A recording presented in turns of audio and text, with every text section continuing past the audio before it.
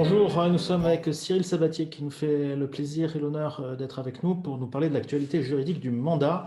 On va surtout aussi, bien sûr, parler de beaucoup de mandats exclusifs aujourd'hui pour tous nos adhérents du MLS Côte d'Azur. Bonjour Cyril, merci à toi. Bonjour Jean-Laurent. Ben écoute, voilà, donc cette petite séquence est pour nous tenir un peu informés des actualités en ce qui concerne la jurisprudence et la réglementation en matière de mandat de transaction. Euh, dans une première question très générique, en ce début d'année 2021, les grandes nouveautés. Alors, je dirais qu'il n'y a pas de grande nouveauté en ce début d'année parce que finalement, on n'a pas eu de dispositifs législatifs ou réglementaires qui sont venus interférer sur la réglementation professionnelle. Par contre, il est vrai que fin 2020 et début 2021, on a eu un certain nombre de décisions qui sont la consécration ou en tout cas la conséquence des dispositions Allure. Donc, D'accord. 24 mars 2014, mais avec l'effet de la lenteur judiciaire et de l'instruction des questions judiciaires, notamment jusqu'à la Cour de cassation, on commence à avoir un certain nombre d'arrêts avec des sanctions, notamment sur la régularité et la validité des mandats, notamment pour les mandats exclusifs. Super. Alors, enfin, super, c'est une façon de parler. C'est une façon de parler, mais voilà, je crois qu'il y a effectivement des points sur lesquels tous les qu'on insiste. Notamment, je crois que, la question que se posent nos adhérents, c'est bon, qu'est-ce qu'il ne faut pas louper dans un mandat? Quelles sont les mentions obligatoires qu'il faut absolument être certain de la présence dans le mandat, de telle façon à ne pas prendre le risque de la nullité en cas de contentieux, que ce soit avec un acquéreur ou avec un vendeur. Il y a Bon, j'ai envie de dire, on ne peut pas revenir sur ce que connaissent parfaitement les adhérents du MLS, c'est-à-dire le cadre type du mandat et des obligations, notamment d'information, les obligations de reproduction, un certain nombre de mentions de la loi Hoguet et du décret du 20 juillet 72. Par contre, ce qui est intéressant, c'est que notamment depuis la loi Allure, entre autres, on a eu un certain nombre de nouvelles mentions qui doivent figurer dans les mandats, notamment dans les mandats exclusifs. Et ce qui est intéressant, des mentions qui paraissaient pas, comme on dit nous, juristes, ad validitatem, c'est du niçois, mais qui finalement sont assortis de sanctions par le magistrat, alors que même les textes ne prévoyaient pas de sanctions. Je pense notamment à deux arrêts de la fin de l'année 2020. Je pense à un arrêt du 9 septembre 2020 de la Cour de cassation, donc un arrêt qui a plus que son importance, qui concerne les engagements que le professionnel doit prendre et qu'il doit mentionner dans le mandat exclusif. De diligence. C'est ça, c'est moyens, actions et en fait l'artillerie que met le professionnel de l'immobilier au profit de son mandant pour commercialiser le bien qu'il prend en exclusivité. Et, jusque-là, on n'avait pas de décision eu égard à ces mentions dans le mandat, et surtout, le texte, la réglementation prévoit pas de sanctions express. D'accord. C'est en l'occurrence, hein, c'est l'article 6.1 alinéa 6 de la loi du 2 janvier 70. Et donc, on n'avait pas de sanctions. Et là, cet arrêt de la Cour de cassation du 9 septembre 2020, donc c'est une première, nous dit que c'est la nullité du mandat D'accord. pour non-respect de cette disposition, pour ne pas avoir reproduit et justifié des actions que le mandataire s'engage à réaliser pour exécuter la prestation qui lui est confiée dans le cadre d'un mandat exclusif. Donc, c'est assez important parce qu'on n'avait pas de décision jusque-là et peut-être on négligeait cet aspect et ces parties qu'on a la plupart du temps dans les mandats séquencés en trois niveaux. Voilà. Et Est-ce que jusqu'à présent, nous, on disait, si vous mettez des obligations et que vous ne les respectez pas, vous risquez de vous exposer soit à une diminution de vos honoraires, soit… Mais là, en l'occurrence, ce qui est assez contrariant, c'est ça influe sur la régularité, la validité du mandat. D'accord. Donc, ce n'est pas seulement la non-exécution des due diligence qui a entraîné la clause de nullité, c'est la non-explicitation de ces due diligence dans le mandat lui-même. Bon, en l'occurrence, il y avait les deux, mais il n'y avait pas dans le mandat D'accord. le détail de ces prestations. D'accord. OK. Quels Et sont donc les... ça c'était, voilà, excuse-moi, j'ai été un peu long sur cette question, mais elle est importante. Et il y a un deuxième arrêt qui est postérieur, qui lui est du 12 novembre 2020 et qui a aussi énormément d'importance parce que c'est le premier arrêt qu'on a sur cette question, qui était de savoir quelle est la régularité du mandat lorsque on ne fait pas apparaître le nom du commercial qui a participé à la conclusion de ce mandat. Vous savez, dans les mandats, on a habituellement avec le concours de monsieur machin, agent commercial, etc. Là, en l'occurrence, dans cet arrêt du 12 novembre 2020, c'était effectivement un agent commercial qui avait pris le mandat. Et alors, je ne sais plus, je dois avoir une fiche par là. Ah oui, on vous dit, jusqu'à défaut de respect de cette disposition d'ordre public, donc ça veut dire qu'on ne peut même pas y déroger, et faute de mention dans le mandat du nom et de la qualité de la personne signataire de ce mandat. Donc là, on ne dit même pas, juste c'est un agent co. On dit, il n'y avait pas le nom et la qualité du signataire du mandat. Bon, là, en l'occurrence, c'est un agent co. Hein. Celui-ci doit être considéré comme nul. Et la Cour de cassation va plus loin. Elle tire la conclusion, mais qui est évidente. Ce défaut de mention dans le mandat prive l'agent immobilier de son droit honoraire. Parce que ces contentieux-là, c'est toujours cela. L'agent immobilier attaque le vendeur ou l'acheteur ou celui qui est débiteur des honoraires et qui ne veut pas les régler.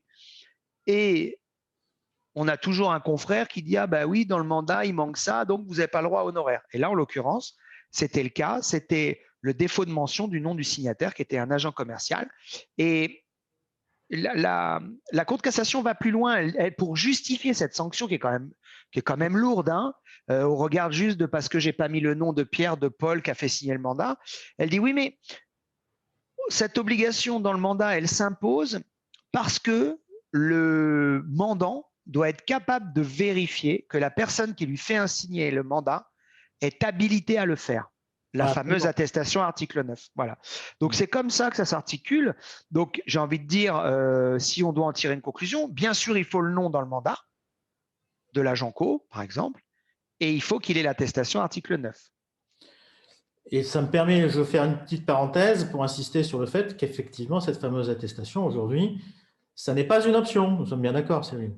Eh bien non, et là, la difficulté, et je vois bien venir une autre jurisprudence qui dirait qu'au moment où on a signé le mandat, le commercial n'était pas titulaire de l'attestation, soit parce que le titulaire de la carte professionnelle ne l'avait pas renouvelée, soit parce qu'il ne l'avait jamais demandé.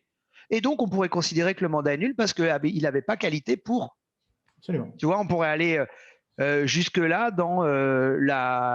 pour soulever un moyen une irrégularité dans la constitution même du mandat et dans sa conclusion.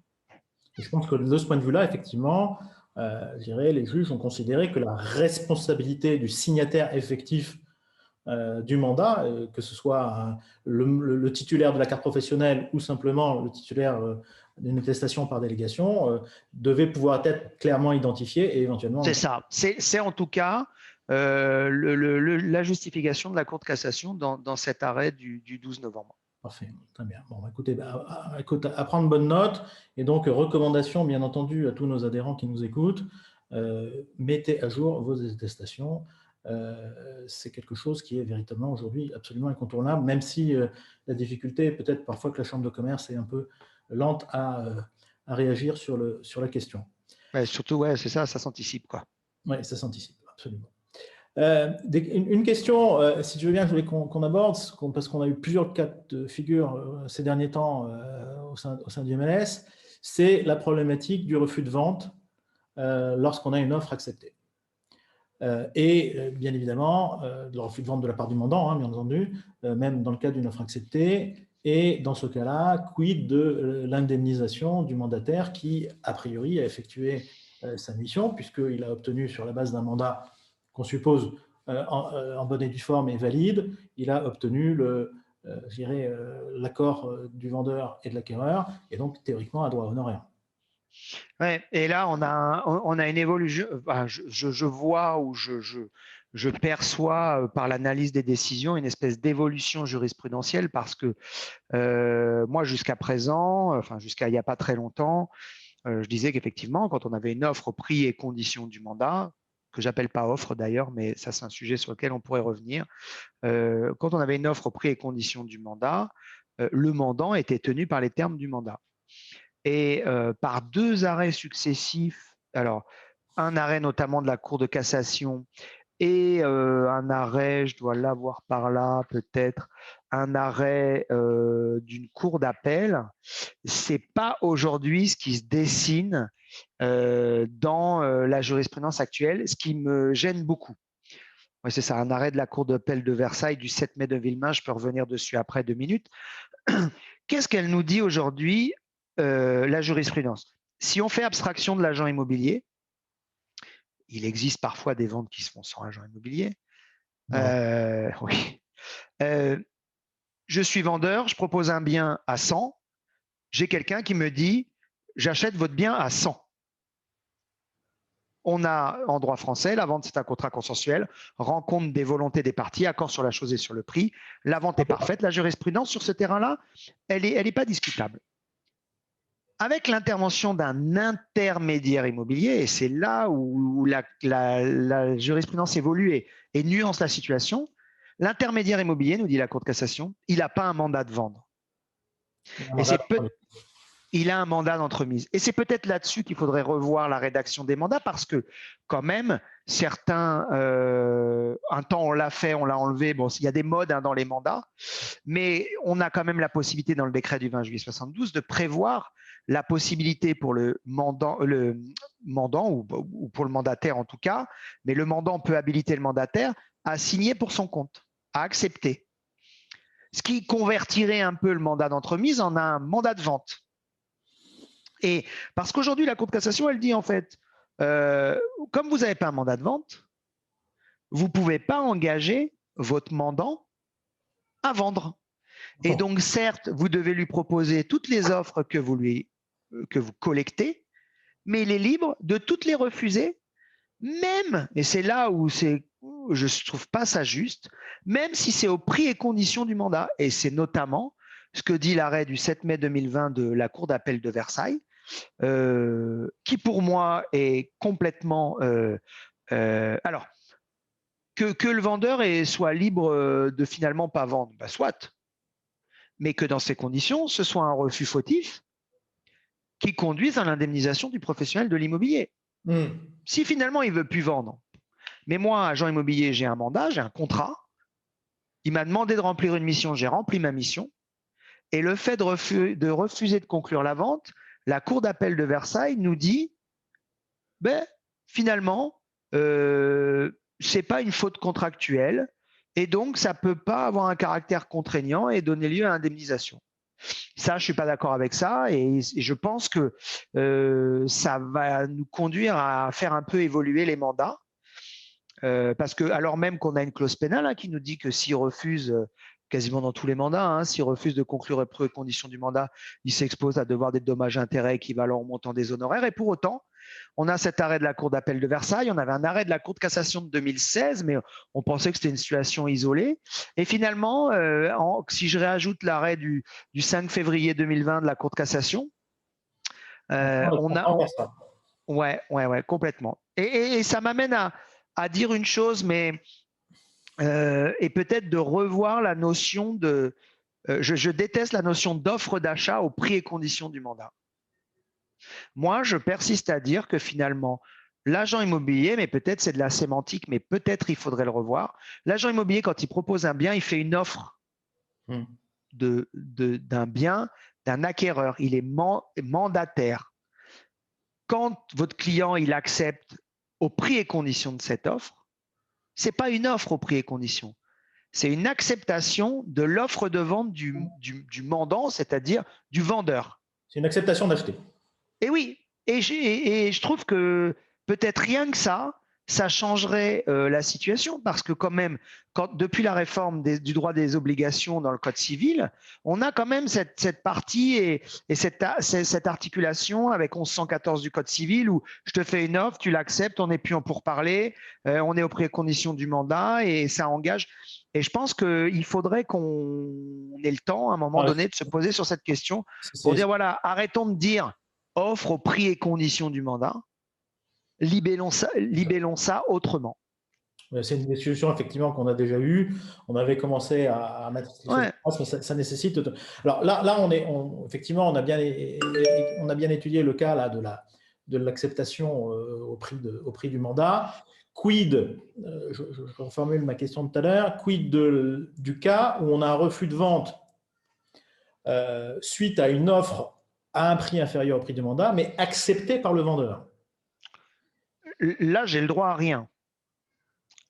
Je n'ai le droit à quelque chose que si j'ai fait un avenant au mandat. Puisque quelque part, je n'ai pas rempli la mission qui m'était confiée au mandat. Et il y a une disposition qui est ancienne dans la loi Hoguet. Je parle bien, excuse-moi, d'une offre acceptée par le vendeur. L'offre, elle est acceptée. Avec mention dans l'offre, offre valant avenant au mandat. Ah bah non, alors ça, c'est encore autre chose. Offre valant avenant au mandat, ça n'existe que sur un modèle, c'est le mien. Donc voilà, donc si vous utilisez celui-là, ça n'a toujours pas été jugé, mais ça, c'est mon idée. Alors là, je prétends qu'on pourrait poursuivre en dommages et intérêts pour faire valoir, justement, à un moment donné, vous avez accepté de faire avenant au mandat, de revoir les conditions de mon mandat et vous avez accepté l'offre qui correspond. Alors, on a une stricte conformité entre ce qui doit signer le mandat et son avenant. Et à ce titre, je pourrais être indemnisé. Alors, est-ce que là aussi, on rebasculerait sur la jurisprudence précédente de dire le type a accepté l'offre et finalement, il ne veut pas signer? Je ne pense pas. Objectivement, là, je pense qu'à partir du moment… Dans les autres hypothèses, c'est on lui présente une offre aux conditions de son mandat et il ne l'accepte pas. Il ne signe pas. Là, il accepte l'offre. Donc là, pour moi, il y a la rencontre des volontés. D'ailleurs, l'acquéreur pourrait poursuivre en vente forcée. Ouais, donc, on est dans une mécanique où là, il y a quand même l'acceptation de l'offre entre vendeur et acquéreur, vraiment consacrée. Et là, à ce titre, le vendeur est engagé, l'acheteur pourrait poursuivre en exécution forcée de la vente et l'agent immobilier peut poursuivre soit en dommages et intérêts, soit en droit honoraire si la vente forcée était prononcée. Très bien. Bon, écoute, tout cela me paraît tout à fait clair. Est-ce que tu as d'autres sujets sur lesquels il semble important en ce qui concerne, bien entendu, tout ce qui peut être fait au niveau du mandat pour mieux protéger le mandataire? Disons que soyez rigoureux quand même sur les mandats à distance parce que de plus en plus, on utilise le mandat à distance et pensez bien aux coupons de rétractation, etc. parce qu'on envoie encore sans cela et on arrive encore à avoir des nullités ou des irrégularités des mandats sur cette seule base en disant moi, vous ne m'avez jamais offert la possibilité de me rétracter, donc je me rétracte aujourd'hui. Ce qui est un peu énervant quand vous avez trouvé un acquéreur et de surcroît quand derrière le vendeur fait la vente directe avec cet acquéreur. Malheureusement, ça nous est arrivé il n'y a pas très longtemps. Et puis, non, mais si on doit faire une conclusion, c'est que le formalisme du mandat, il est hyper rigoureux et il faut le respecter. Et surtout, je le vois bien, moi, les patrons d'agence, ils sont sensibilisés à ça, mais ce n'est pas eux qui rentrent les mandats. Et le commercial, c'est un commercial, c'est pas un administratif. Et je crois derrière qu'il faut qu'il y ait un contrôle du responsable de l'agence. On a encore eu un arrêt récemment au mois de mai 2020. L'acheteur, le vendeur, le mandant, c'est un agent immobilier. Il le fait exprès ou pas, j'en sais rien. Il manque des mentions dans le mandat de son confrère. Le confrère, il essaye de dire en disant non, mais de toute façon, on est entre professionnels de l'immobilier, j'ai pas le formalisme de la loi Hoguet. Et la Cour de cassation, non, c'est la Cour d'appel de Lyon, elle dit mais non, mais là, l'acheteur, votre mandant, il n'intervient pas en tant que professionnel de l'immobilier, il intervient en tant que particulier. Vous devez respecter la totalité du formalisme de la loi Hoguet, même si c'est un agent immobilier. Et on avait déjà eu la même décision avec un notaire qui était vendeur. Donc vraiment, il n'y a pas une hypothèse où on peut échapper au formalisme de la loi Hoguet. Donc je crois que si on doit retenir un truc, surtout sur du mandat exclu et surtout sur du mandat exclu qu'on partage, sur lequel on collabore, il faut que le mandat il soit nickel. Ça veut dire, effectivement, c'est peut-être le commercial qui le rentre, mais le dirigeant, celui peut-être qui nous écoute aujourd'hui, qui est plus sensibilisé au formalisme, il faut qu'il le relise. Absolument. Absolument, c'est sa responsabilité. Cyril, merci pour toutes ces informations, Avec plaisir. pour cette actualité. Et puis, bon, je pense qu'on sera amené à refaire ce petit exercice sympa de temps en temps pour bien faire en sorte que nos adhérents soient le mieux informés possible de leurs obligations et de les accompagner au mieux dans la sécurisation de leurs transactions et surtout, comme tu le soulignais très justement, dans le cadre d'une démarche collaborative où la responsabilité du mandataire à l'égard de ses confrères est engagée et à un moment donné, le confrère qui a une perte de chance du fait de la nullité du mandat de son confrère peut à un moment donné se poser des questions et être amené à mettre en cause sa responsabilité justement. Donc là, c'est d'autant plus important dans une démarche collaborative. C'est certain. Merci encore. Merci Jean-Laurent. À bientôt. Au plaisir. Au revoir à tous.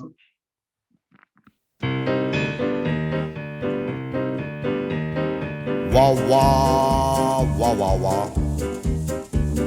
Wah wah wah wah wah wah wah. Wah wah wah.